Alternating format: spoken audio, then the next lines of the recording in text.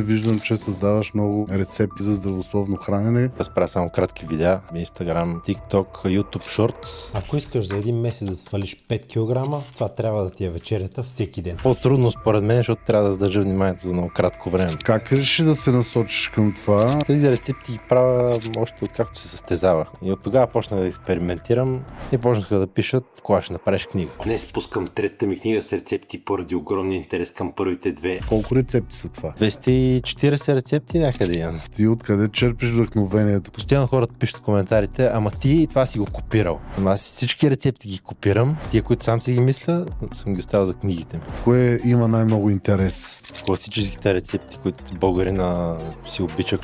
Пици, да, пици. Или пък е са последно време учени сърми. Това е едно от най-вкусните неща, които съм правил. Ползването на подсладители. На Спартама не е вреден. Солта колко е опасна? Що е опасно, ако я изключим. Скъпо ли е да готвиш здравословно? Може да се храниш здравословно, без да даваш кой знае колко пари.